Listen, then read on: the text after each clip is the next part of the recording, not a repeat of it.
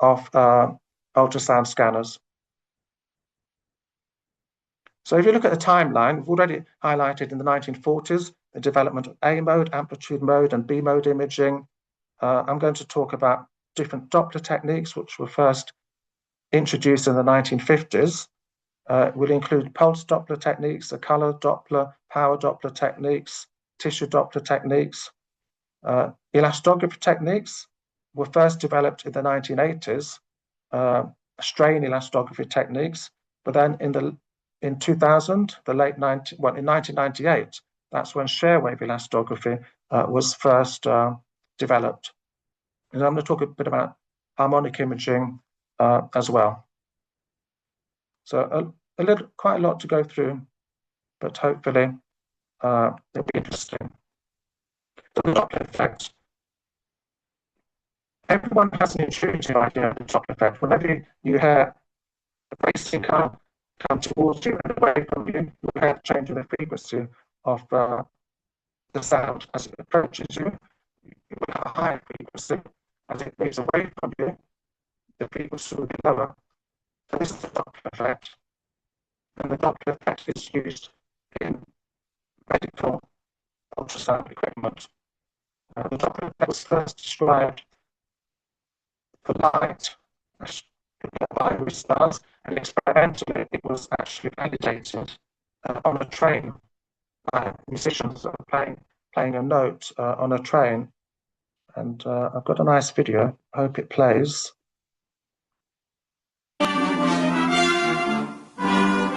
Listen as the brass band just plays the note of G as they speed past a train station. So far, so normal. But, like astronomers observing distant stars, the Doppler effect reveals itself to the listeners back on the platform.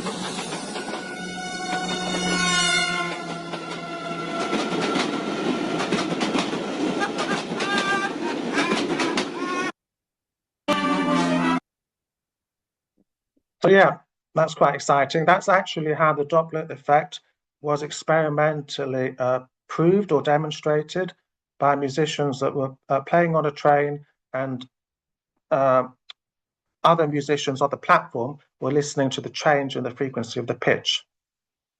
So the Doppler effect is used clinically.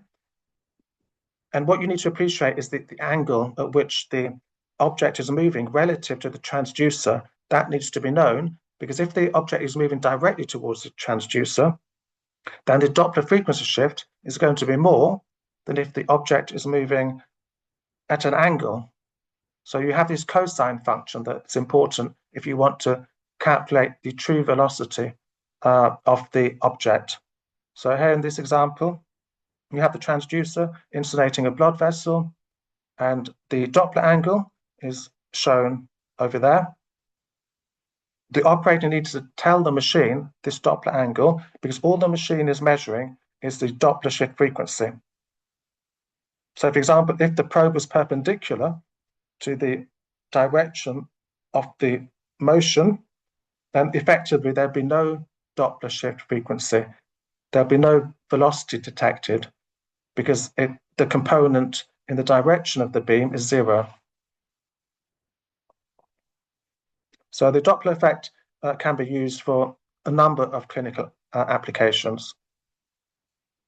But I want to talk about some of the instrumentation first, particularly the difference between continuous wave and pulse wave Doppler using these pencil type probes. So continuous wave Doppler systems on the left, these are simple pencil probes I'm talking about.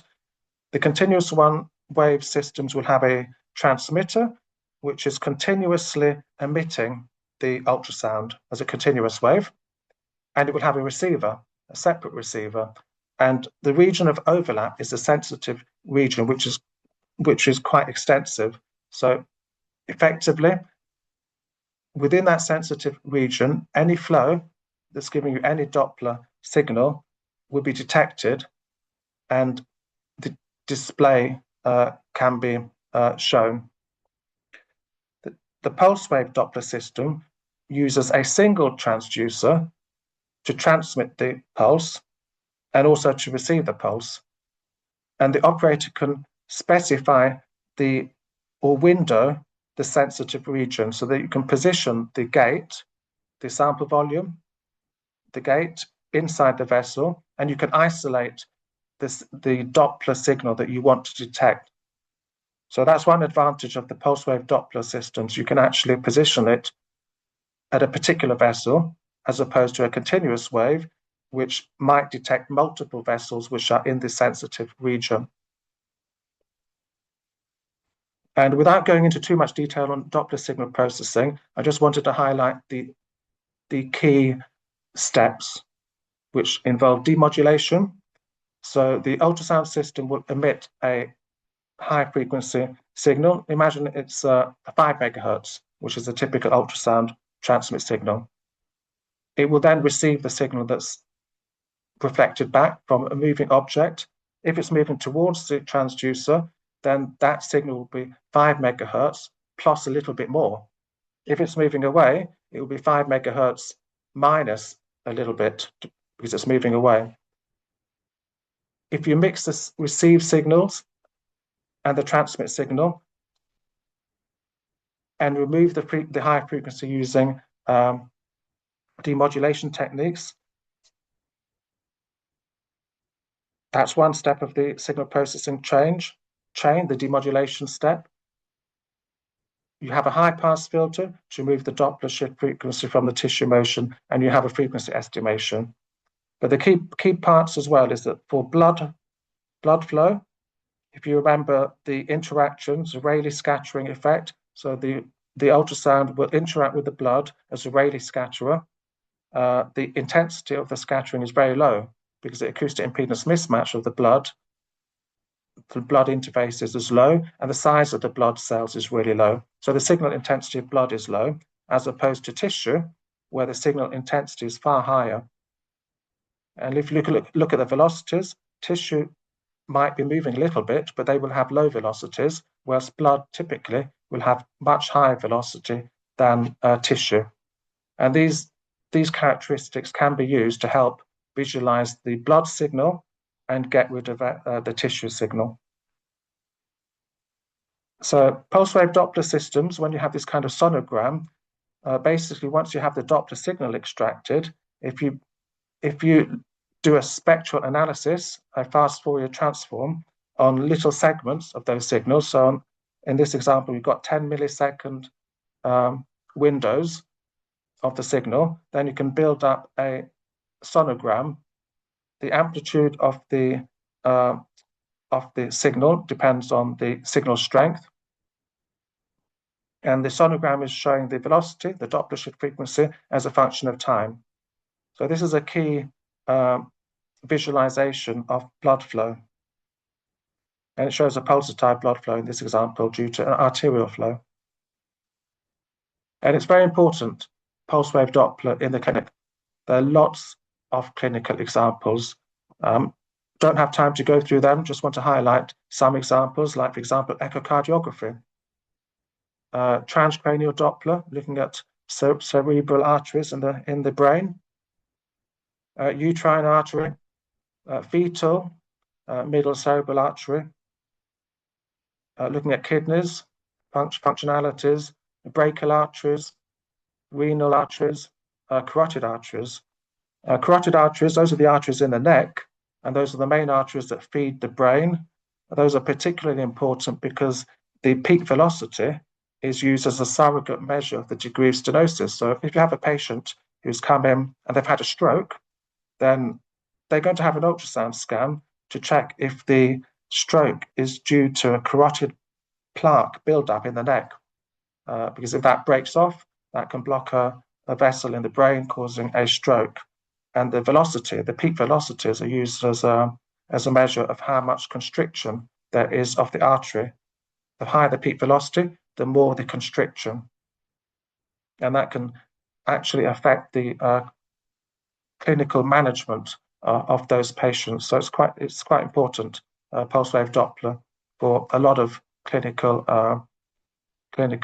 applications.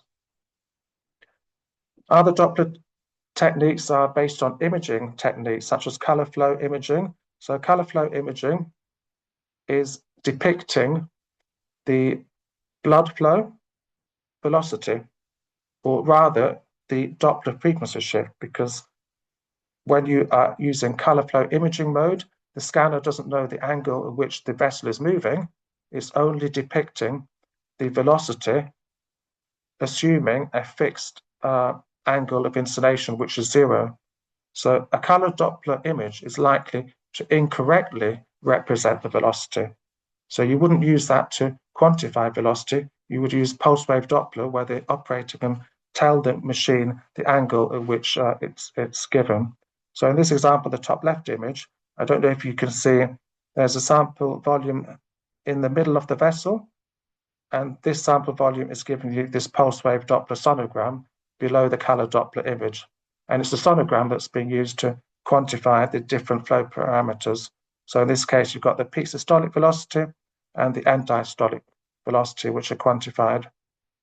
So that's color Doppler and pulse wave Doppler. Those are the most common Doppler modalities. Other Doppler modalities include power Doppler.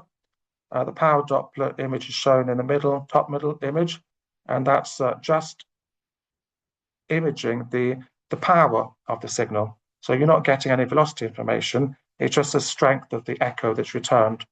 And that might have advantages in terms of being able to detect smaller capillary type vessels, which are, because it's more sensitive, typically power Doppler.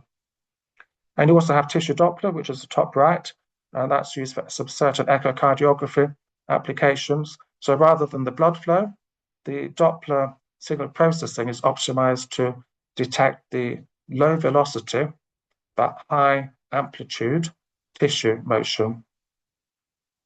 And then at the bottom, it's looking at more of a research system, although increasingly a lot of high-end ultrasound scanners, commercial scanners, are starting to depict some type of vector flow imaging. So you can actually look at the direction and how the blood is actually flowing inside the vessel. And this is becoming, starting to be implemented in commercial ultrasound systems. So that's Doppler. Elastography is one of the most recent techniques, which I want to talk about briefly. Elastography can be characterized in terms of strain techniques and shear wave techniques. So strain techniques, they rely on the operator pushing the probe and looking at the displacement. That's the one on the left. Also, they could use acoustic radiation force impulse imaging. And this uses the energy of the ultrasound itself to push the tissue. So the operator is just holding the transducer on the patient, presses a button to implement elastography strain imaging, and the scanner itself will send out a push pulse, displace the tissue, and then measure how the tissue reacts to that push pulse in order to create an elastography image. So the strain images were one of the first elastography systems that were developed. Elastography is important because it gives you new information on tissue, and stiffness of tissue has been important since historic times. By touching the body, a clinician is able to detect benign or cancerous masses, because typically cancerous masses tend to be harder than surrounding normal tissue. So implementation of elastography techniques adds a biomarker which might be clinically important. The strain techniques are dependent. They rely on Hooke's law, effectively, that many of you might have done at school, where you do this experiment where you're putting weights on a spring and you're plotting a graph of the extension of the spring as a function of the force, the weights that you've added. And this allows you to quantify Young's modulus or strain. In practice, strain techniques, which are shown here, they don't quantify the Young's modulus because it's difficult to know what the force is in tissue. So any strain-based techniques will only give you a qualitative assessment or visualization of the stiffness. So here the operator is pushing down on the tissue and the scanner is detecting the displacements of the different tissue. If you have a soft tissue, the displacement is going to be more than if you have a hard tissue. And then this can be color coded in terms of red or blue, depending on the amount of displacement of the tissue. And this is a clinical example of strain imaging, which is actually acoustic radiation force imaging. So the operator is just holding the probe. The scanner is sending out a push pulse in order to displace the tissue and look at whether the areas are soft or hard. And you can see on the right, this blue mass, that's blue is in this case is represented as hard and red is soft. And in fact, this is a scan of a cervical lymph node. And it was suggestive of an abnormal lymph node. And following biopsy, it resulted in the diagnosis of some pathological issue. So that's strain imaging used clinically. The second one, and most exciting, I think, is shear wave elastography. That was developed in 2000, and it's using a completely different way of looking at how ultrasound is interacting with tissue in order to quantify the stiffness of the tissue. And there are three main techniques that I want to just really briefly give you some idea of. But first, let's look at the basic principle. If you push, the transducer can push on the tissue using radiation force, and this displacement of the tissue, which is used for strain imaging, can also generate a shear wave. So the shear wave is a transverse wave that moves spherically from the focal push point in all directions. It's a different type of wave. That shear wave propagates, and if you measure the shear wave velocity, you can convert that velocity to a Young's modulus. So you quantify the Young's modulus by measuring the shear wave velocity, and this is based on a theoretical relationship between the stiffness and the shear wave velocity. And this is the equation that's used by ultrasound scanners typically, that the Young's modulus is equal to 3 times the density times the shear wave speed squared. So we've already talked about the difference between shear waves and transverse waves. So ultrasound is a longitudinal wave, has these characteristics that we talked about earlier. The shear wave is a transverse wave, and a shear wave has a lower speed, between 1 to 10 meters per second. A shear wave can't travel through fluid because there's no viscosity that will help support that shear transverse action.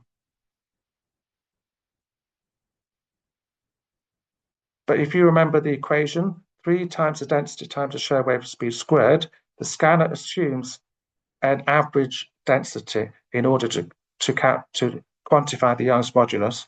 And just like the scanner assumes an average speed of sound, it's quite reasonable to assume an average soft tissue density, something like 1,050 kilograms per cubic meter. So a different tissue has different stiffness values, and that's why quantifying the Young's modulus and relating the Young's modulus quantification to different disease states might have a very promising clinical application as a new biomarker. So this is an example of the first commercial system using shear wave elastography. It's called a vibroscan, and the piston is vibrating. That vibration is inducing a shear wave to travel through the body, in this case through the liver, And then the system has an ultrasound scanner, not another scanner, and they know just a single crystal, and it's looking at the displacement of the liver tissue as the shear wave is propagating due to the vibration of the tissue. If you have a normal liver, and the shear wave will propagate slowly. If you have a diseased liver, like in this example, the shear wave propagates much faster, and this can be used to provide a diagnosis of different liver disease states. So this is called the FibroScan system that's commercially used to look at the disease, but it doesn't give you any imaging information. Another system that's used commercially on ultrasound scanners, imaging scanners, is called point shear wave elastography, and the operator positions a sample volume in the tissue which they want to quantify the Young's modulus. So in the liver, they will position it at a particular point that's free from artifacts. Press a button, the shear wave will propagate through the tissue, and using high frame rate imaging, the shear wave velocity is quantified. And it's very simple to implement on clinical scanners. Shear wave should be used in addition to the routine liver scan. To start, select the C51 transducer and your preferred abdominal preset. To obtain accurate shear wave measurements, scan intercostally through the right lobe of the liver, preferably segments 7 and 8. Avoid the left lobe, as cardiac motion will give inaccurate results. To begin, select the elasto control at the bottom of the touch panel. Find an area of the liver you would like to sample away from the liver capsule and which contains no vessels and bile ducts, and place the sample box over the area. Please note that you can sample to a maximum of 8 centimetres. When happy, ask the patient to suspend breathing and press the update button. The patient can now resume breathing while the system cools down. The measurement will appear in the left-hand corner on the screen. You can select which unit the measurement is displayed in, meters per second or kilopascals. Once selected, press Acquire 1 to store the measurement in the calcs package. It is recommended to take around 10 samples, however you can store up to 15 in the calcs list.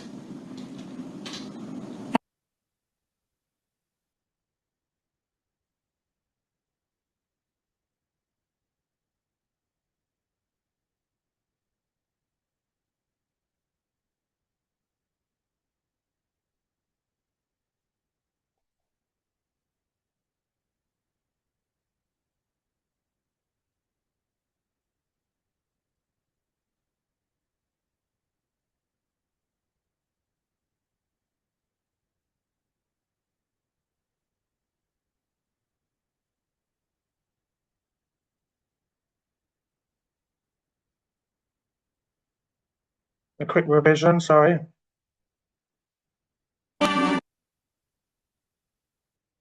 So what that video showed was it's very simple to implement on a clinical scanner. The operator just presses a button and they can perform these measurements. So that was point shear wave. The third one, the last one I want to talk about very quickly, is imaging. So 2D shear wave elastography imaging. And this, just like a color Doppler image, you have a region of interest and you can actually visually image the stiffness of the tissue. This is an example of breast, looking at different breast characteristics based on the elastography image. I want to talk about how it works. Basically, the ultrasound scanner is giving that push pulse indicated by the red dot on the left. You can see that the shear wave is propagating. It comes across the target on the right, and it moves faster across that target. If it's moving faster, you know that's a stiffer object. So that's a push pulse. And then the shear wave initiates a shear wave to propagate through the tissue. And then the machine is tracking that shear wave propagation in order to quantify the Young's modulus. This is another visualization of it. You have the push pulse again, and you notice as it traverses the object, it's moving faster. The wavefronts are moving faster. You can track this change, and you can quantify and visualize the shortwave speed. And from the shortwave speed, you can convert that speed to a Gauss modulus. And this is another example. You can actually see on the left, you have the propagation of this wavefront. This is actually called supersonic imaging. So it's a supersonic cone that's been visualized in order to detect and quantify the Gauss modulus. So you can see in the middle, this is actually a phantom, and it's difficult to distinguish the target on normal grayscale, but on the elastography map, you can see that the target is much stiffer than the background.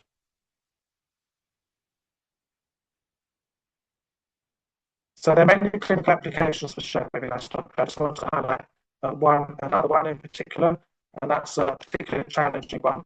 It's to look at carotid plaques, which plaque is stable. Sorry, Dr. Kumar. Yes, sure. So you're breaking. I'm breaking up. It's probably my bandwidth with all these videos. Let me move on. Okay. Yeah. Thank you for that. Hopefully you can hear me now. It's not there yet, but Okay. I think it happens whenever a video is played. Okay, sure. Yeah, okay. So this is an example of carotid plaque imaging for shortwave elastography, but I think if I'm breaking up, I'll just move to the next one. So hopefully you can hear me now because there's no video playing. yes. Okay. So what I wanted to highlight is that on this slide, this is different clinical applications of shortwave elastography, and you can see I briefly highlighted carotid, which is very much a niche area. Very few publications, very little research in that area, but it's growing. Ultrasound elastography was initially optimized for liver and breast applications in particular, and those are still at the forefront, and they're actually being used clinically in a lot of countries, a lot of clinics.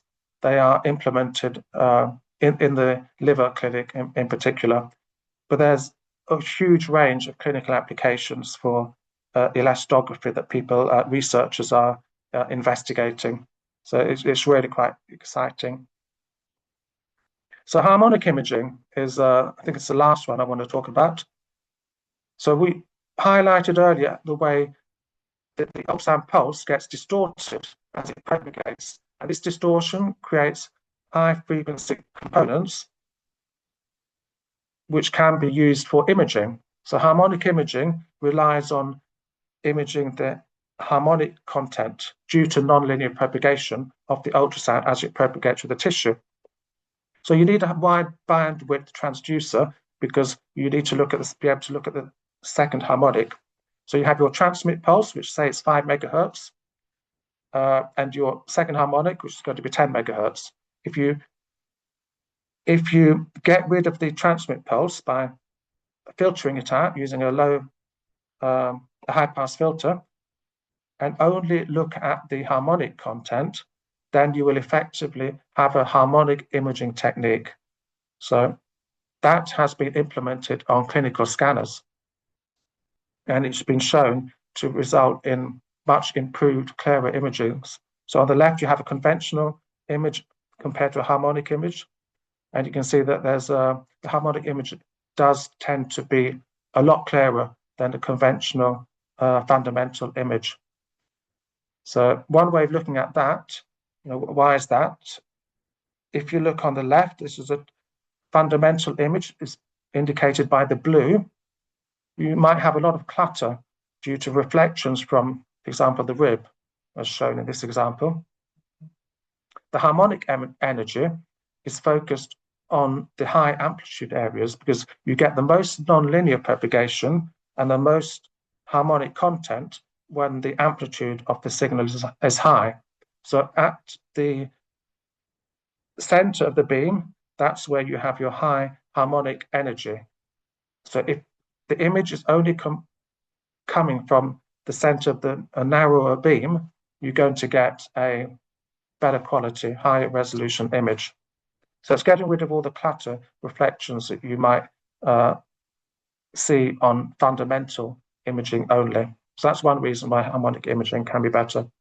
So receive filter, just on the harmonic, all that fundamental clutter signals disappear and you're left with a better, higher resolution image. And this is another example of the improvement in image quality compared to conventional imaging of a cardiac patient. And then contrast agents. Very briefly want to touch on contrast agents. I know it's a lot of material at clinical applications that I'm going through, but contrast agents were developed to give you a higher amplitude signal for blood in particular. We already mentioned that the Doppler signal from blood is low amplitude, low intensity. If you inject contrast agents, then you're increasing the amplitude because the acoustic impedance mismatch between the interfaces of the contrast agent, because the contrast agent is full of air or some kind of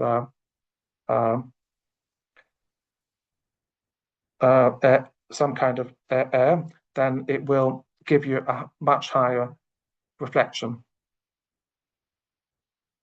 And what's used clinically is looking at how the bubble reacts at different acoustic pressure levels and utilizing that for different clinical modalities. So on the left, you have a more stable cavitation. So the bubble is oscillating, getting bigger and smaller in a stable manner. And that's at low amplitude, low pressure levels. And on the right, if the acoustic pressure is higher, then you can get what's called inertial cavitation or transient cavitation. So the bubble expands and contracts quite violently, and then it will disappear, rupture, create high intensity pressures at a particular focal point. So these different behavior of the bubbles can actually be exploited for different blood flow perfusion type imaging. So this is an example of the carotid plaque, which is invisible on the left. You put contrast agents on the left, you can see the blood flow, but the blood flow is not going inside the plaque, and therefore you can visualize this plaque, which you cannot see on the B mode. That's one clinical application. And then using contrast enhanced ultrasound to see whether tumors are vascularized or not. So on the left is the B mode image, and on the right, the image after introducing contrast agents. So we talked about different diagnostic techniques. Is diagnostic ultrasound safe? That's quite an important question. BMUS guidelines, the general consensus is that to date, there's no evidence that diagnostic ultrasound has produced any harm to humans. That's not to say that there are not bioeffect mechanisms or there's not the potential for ultrasound to cause some kind of effect. What we're most certain of is what is coming out of an ultrasound scanner. We can measure, we can quantify the acoustic output based on measurements using a hydrophone in a water bath. So we know what's coming out of the ultrasound scanners, and we can relate what's coming out to an exposure in the body. So we can make assumptions, or we can measure the intensity of the ultrasound in the body. We can measure the temperature increase in the body, or model the temperature increase, but this is slightly less certain. And then we can link these exposure measurements to a hazard. So what are the risks? What are the bioeffect mechanisms? In particular, heating, temperature rise, and non-thermal mechanisms due to cavitation. And then we can consider what the clinical risk is, which is the least certain. And that will depend on looking at evidence, epidemiological evidence. What is the likelihood of harm in different biological models, for example? So there's a lot of work that is currently ongoing looking at ultrasound safety. And it is important because ultrasound exposure levels have been increased. In 1993, they were limited in terms of the acoustic power that ultrasound manufacturers could use. But then following these FDA approval to increase power levels, provided that the operators, the manufacturers, gave a display of the thermal index and a mechanical index, and also a user educational program so that they appreciate what is meant by thermal index, what is meant by mechanical index, and how they should use these indices to inform their practice. So this is called the output display standard. And you will see on many ultrasound scanners the MI, which stands for mechanical index, and the TI, which stands for thermal index. And the mechanical index, that indicates the potential for cavitation bioeffects due to these bubbles oscillating and cavitation type effects. And there are certain guidelines in terms of that mechanical index number and what that might mean and how the operator should interpret the hazard or the risk of the diagnosis based on that number. So the mechanical index is actually defined as a peak negative pressure divided by the square root of the frequency. And it's been shown that if you have a mechanical index of less than 0.7, then theoretically, you're not going to get inertial cavitation in a bubble in water. So 0.7 becomes quite an important number to consider. So that's mechanical index. The second index is the thermal index, which represents the likelihood that the likely temperature rise in the body. So if you have a thermal index of 2, that means according to the model that's used to calculate the thermal index, the likely temperature rise is 2 degrees. So that's the thermal index. So finally, I have a few minutes, I think, that I can just highlight an exciting application of ultrasound, which is not diagnostics, it's actually therapeutic applications. So there are increasing number of therapeutic applications, and this is giving you some indication of the applications: drug delivery, physiotherapy, neurostimulation, high-intensity focused ultrasound for treating different clinical conditions, lithotripsy, histotripsy as well. I just want to highlight two or three. So one is targeting drug delivery by breaking the blood-brain barrier. So you can use contrast agents, and you could attach pharmaceutical agents to them and then use ultrasound to burst the contrast agents and release the pharmaceutical agent in a particular area. You can also use the ultrasound to induce oscillating microbubble motion, which helps the vessels become more permeable so that the drugs can penetrate the vessels and treat the area that the clinicians want to treat. So this is called breaking the blood-brain barrier. And there's a lot of current research in this area to make more effective use of pharmaceutical targeted treatment, especially in the brain, for brain tumors. And there's something called high-intensity focused ultrasound, where you can focus the ultrasound beam and induce a temperature rise over 56 degrees in order to ablate the tissue. And you can ablate the tissue, effectively destroying the tumor tissue whilst keeping the normal tissue intact. And there's something called histotripsy, which actually is not relying on heating like focused ultrasound does, but it relies on ablating tissue based on the way the bubbles can liquefy the tissue. Let's see if this plays.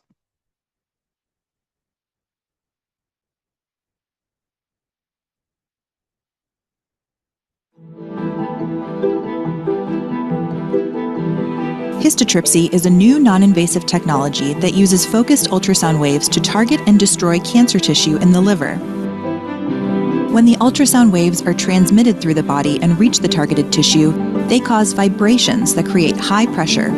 This pressure creates tiny, naturally occurring gas bubbles known as microbubbles. These microbubbles expand and collapse very quickly, forming a bubble cloud that moves through the targeted tissue directed by the histotripsy machine. The expansion, collapse, and vibrations make the cancer cells break apart completely. This destruction only happens inside the bubble cloud, avoiding damage to tissue that is not targeted. Research indicates that important structures like blood vessels are strong enough to remain intact even as surrounding cancer tissue is destroyed.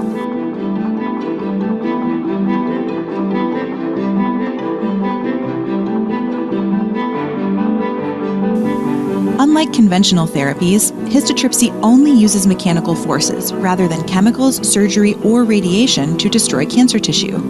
As a result, it doesn't create heat or ions that damage healthy DNA, and it preserves antigens, molecules that help the immune system recognize any remaining cancer cells for cleanup. When the cancer cells are destroyed, they leave behind a harmless liquid that gets absorbed and flushed out by the body's natural drainage systems. In weeks and months that follow, the volume of unwanted tissue shrinks. At UChicago Medicine, we have specialized equipment that allows physicians to combine their expertise with robotic precision to plan the ultrasonic wave treatment and monitor it in real time. The histotripsy procedure for removing liver tumors is completely non-invasive, offering the potential to transform the patient experience.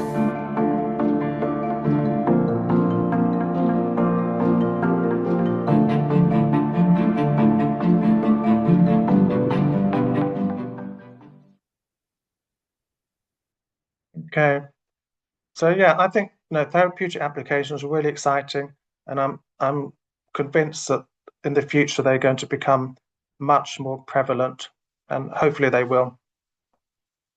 So last bit is phantoms. So as a medical physicist, we have these new techniques which are exciting. We want Hello, to everyone. Thank you for joining us for our Thursday webinar series. My name is Lourdes, and I am Director of Patient Service. Sorry. So yeah, phantoms were used to assess performance of ultrasound systems. So this is an example of grayscale phantoms, and this is really the bread and butter of a medical physicist's job in the hospital. We're assessing the performance of scanners using these test objects, making sure that they're working correctly, they fit for clinical use, and we use the test objects to look at a number of parameters that are shown here.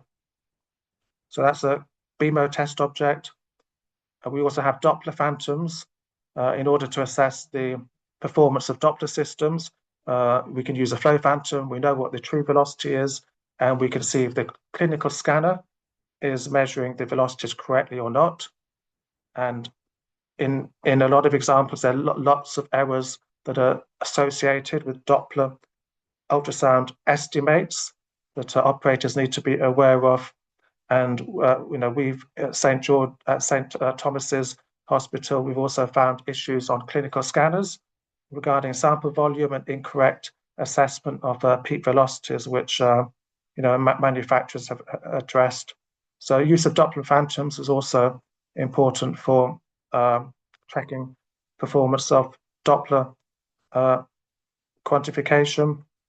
Another area that we're working on is elastography, developing elastography phantoms, new phantoms, and also using commercial phantoms in order to assess performance of different elastography systems that we have.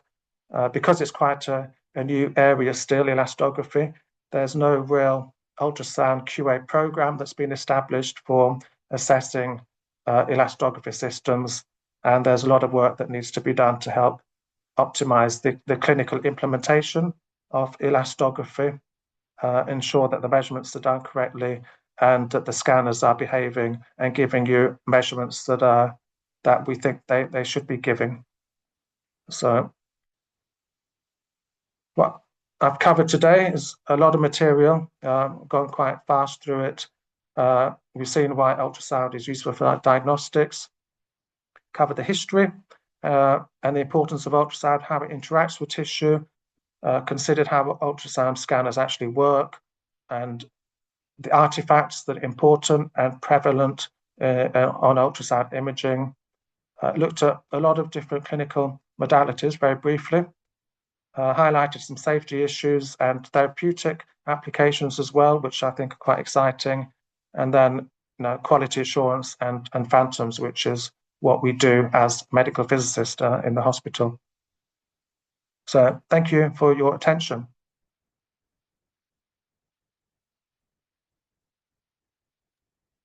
Thank you so much, Dr. Kumar, for that amazing session. Please, let's appreciate Dr. Kumar in the comment section. Use your emojis. Let's appreciate him. He has taken us through 2 wonderful sessions on ultrasound this morning, and I'm sure we've picked a lot. So right about now, we would like to take some questions.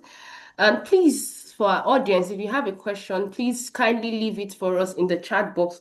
But during your session, sir, some questions came in and we'll just start from there. The first says, I understand that X-ray diagnostic procedures are performed on specific parts of the body. So this person is asking if ultrasound is also performed on specific parts of the body, just like X-rays are. Yeah, sure, sir. Ultrasound is performed pretty much almost on every part of the body. It used to be a thought that ultrasound can't be used for lung because ultrasound doesn't propagate through air, but actually it's been found that you can have applications in the lung and make use of the artifacts and the images that are received back, even for lung applications. Maybe bone is a tricky one as well. You can't. One advantage with X-rays is X-rays will pass through bone, so that will be a key advantage. Whereas with ultrasound, you're going to get a lot of absorption at the bone, and you'll have the acoustic impedance mismatch means that the ultrasound will be reflected at the interface. So propagation and imaging through bone is difficult. But other than that, ultrasound is used for all other soft tissue. There are lots of research areas for different clinical applications. So I would say it's very, very broad, the clinical applications that you can have using ultrasound. All right, thank you so much for that. In the course of answering this question, you answered the one that asked if X-ray and ultrasound can be used vice versa. So you already mentioned that for bones, X-ray is more important, more necessary. It has more advantage because it can pass through bones. So whoever asked that question, that's the answer. But you could still shed more light on it if they could be used vice versa, X-ray and ultrasound. So maybe analogous to the way ultrasound is used in non-destructive testing. So looking at materials and looking if there are cracks in a material, they use ultrasound to detect for flaws. Potentially, you could imagine you could use ultrasound to look at fractures in bones, which are currently X-rays. That's the bread and butter for X-ray modalities. The problem is that the ultrasound propagation and absorption of the ultrasound through bone makes it tricky to image the bone. So that's why you're going to have advantages using X-rays. So I guess it's all these imaging modalities are complementary. It's a matter of finding out which is the most suitable imaging modality for the clinical question that you want answered. There is a move, for example, X-rays, mammography. If you are having a screening program for breast cancer, rather than using X-rays, which have it's using ionizing radiation, there's a potential risk of inducing cancers, even though that's extremely low. But researchers are looking at ultrasound methods to characterize and potentially screen for breast tumors. It could be related to elastography. It could be related to the grayscale appearance or other biomarkers using ultrasound. Okay, thank you so much, sir. Another person is asking, why is ultrasound not used for lung scanning? But it is. That's a key thing. So you might not think it would be useful because you can't image through the lung because the lung is filled with air. So the ultrasound, if you're scanning the lung, you'll get an acoustic impedance mismatch and you won't be able to see through the lung. But if you have various disease states, so the lung gets filled with liquid, it results in artifacts. They call them B scan lines, A lines. There are a number of artifacts that have actually been characterized by clinical users to represent different disease states, especially following COVID. This is where there was a huge increase in the amount of research and implementation using ultrasound to diagnose different lung diseases, because of COVID. So it has actually become it's a growing area using ultrasound in emergency care, for example, for characterizing lung disease. Right, thank you so much. Nisar Ahmad is asking that he says, can we use nanomaterials alongside ultrasound for better diagnostics? Yeah. So they use contrast agents, which are bubbles, and the bubbles are the size of a few microns.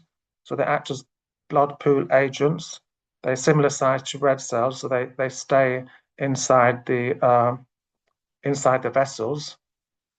Nanoparticles.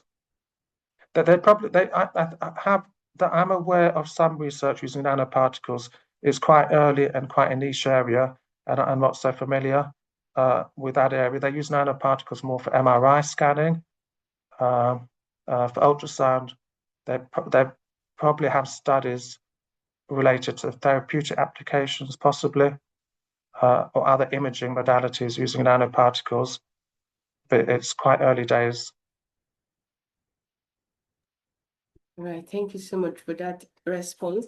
So we are in a world of AI. The world is advancing towards AI. So somebody also likes to know, how is AI being integrated into ultrasound, for better diagnostics? Is there something like that happening already, and how is it being done? Yeah, that's right. I mean, AI, everyone is jumping on the AI areas, and certainly ultrasound manufacturers, they're implementing AI tools to help. Some of the current ones that I've seen are to help in terms of training or automatically identify features on the ultrasound scanner. So using AI technology to extract features automatically on the scanner, potentially make diagnosis or help the operator towards a diagnosis, also to help speed up the actual reporting of the ultrasound exam in the clinic by using AI to extract the relevant measurements automatically. So it has been implemented in a lot of research as well, looking at images, passing them through AI algorithms to try and make diagnosis based on the characteristics of the images. It's quite tricky with ultrasound though, because one of the problems, if you're looking at AI to do automatic kind of image assessment, is that ultrasound is dynamic. You don't have particular fields of view. So, for example, if you have X-ray or CT, you have certain markers in the body which can be used as reference points, and that would help the AI algorithms compared with the ultrasound, which is dynamic, and the actual scan planes that are used by different operators are going to be different. You might not have those reference points that would help the AI algorithms in terms of their decision making. So ultrasound does pose a lot of more technical problems when it comes to kind of AI implementation for automatic diagnosis like that. But it is used, and it's increasingly AI is just being used everywhere these days. Yeah. Yeah. That's right. Thank you so much. Finally, we'll take this last question. I think I find it interesting. I'll read it out. It says, when interpreting ultrasound images, how can clinicians reliably differentiate between true pathology and common artifacts as acoustic shadowing or enhancement? So the person wants to know how you can differentiate between true pathology and common artifacts when you are interpreting ultrasound images. Yeah, I think this comes down to the skill and the experience of the operator. I think, I mean, knowing about the physics, knowing that you can have artifacts gives you a good foundation, but I think you need to build up the experience, be able to visualize many different scans in order to more confidently say, is this a true pathology? Is it a normal tissue? Is it an abnormal tissue? It's just something that comes with experience and seeing scans. Because it can be tricky. That is one of the challenges of ultrasounds. That's why you need skilled and experienced operators.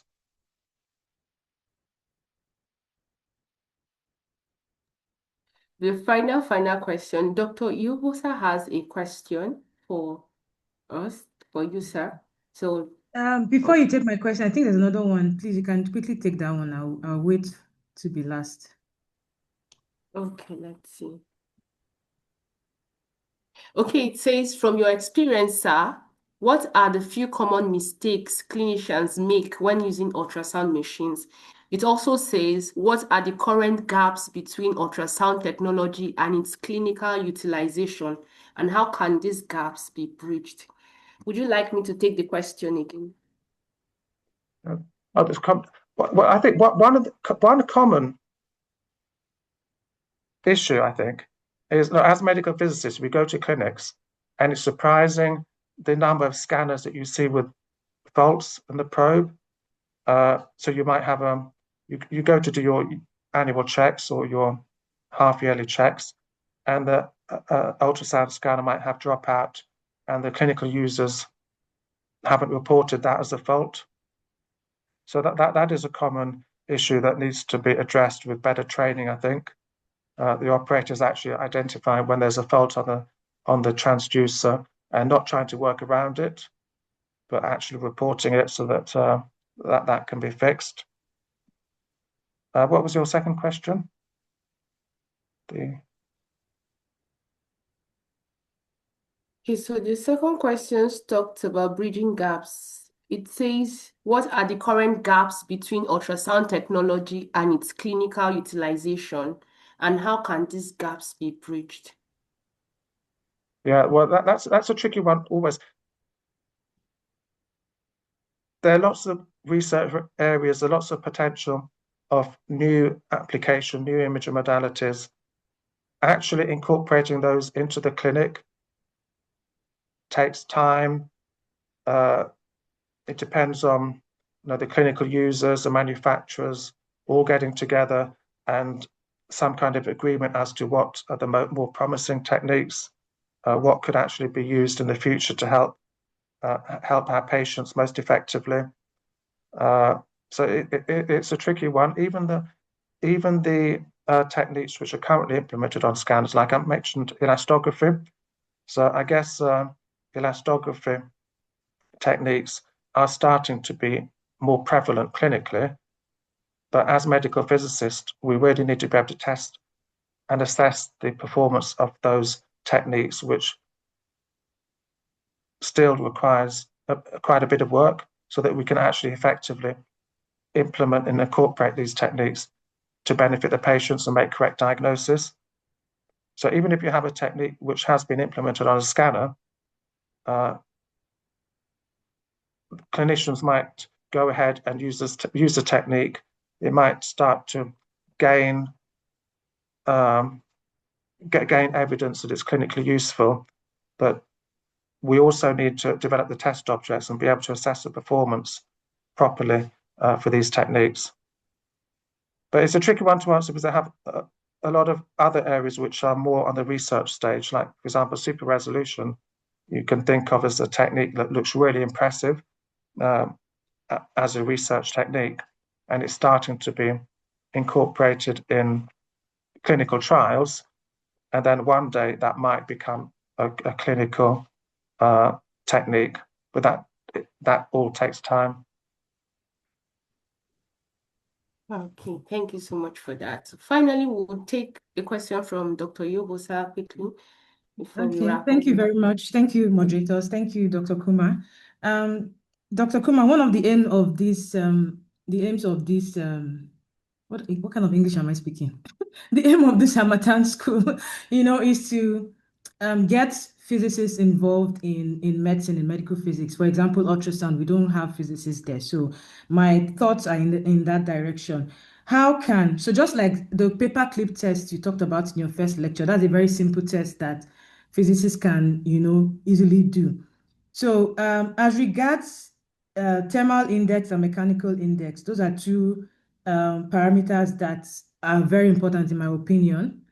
They are usually stated, on the equipment when they come in newly. And as physicists, we are taught to always verify, trust, but always verify. So, are there simple tests or simple things we can do? Most of the equipment for ultrasound are very, very expensive. For example, in my former clinic, there was a particular test we needed to do for ultrasound machine that we use for brachytherapy, and we don't have the phantom. So we use the bucket of water. We use the bucket of water to do that test. So that was a very simple way of improvising. So in that, are there other simple things, low cost materials, things that we can easily do so that we can quickly get involved in, performing our roles as physicists? Yeah. Sure. Yeah, absolutely. That is a problem. Test objects are quite expensive, a few £1,000s. We're talking about a Doppler flow phantom, a commercial one is more than £12,000. At St. Thomas's, we are trying to develop our own Doppler phantoms, far cheaper, £1,000 or £2,000. We think we can make a Doppler phantom. As a medical physicist, you mentioned a bucket and making your own phantoms. This is something that you can do. You can look into different tissue mimicker materials. For example, even cooking gelatin, you could use that and add some kind of scatterers and create your own tissue mimicker material. And then you could make your own phantoms using nylon fishing wire.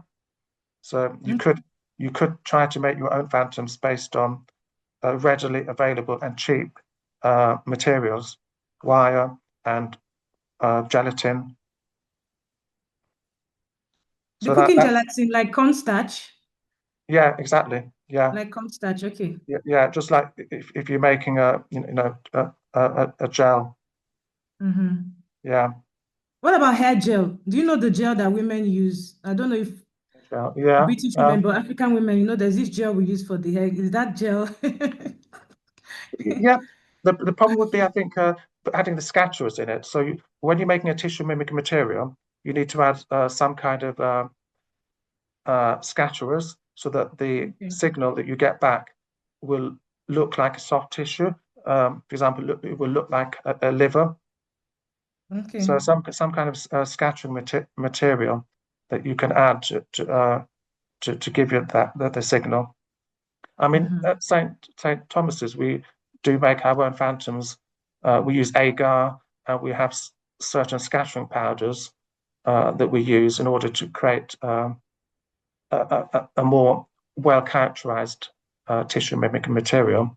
But you can make your own tissue mimicking materials which are not that well characterized because they're using ingredients which you buy from a shop, and they're not laboratory classed materials. But yeah, there's that potential to try to make your own DIY phantoms cheaply in order to be able to assess different ultrasound modalities. And you can make a contribution by coming up with even a novel test object. It doesn't have to be done using expensive materials at all.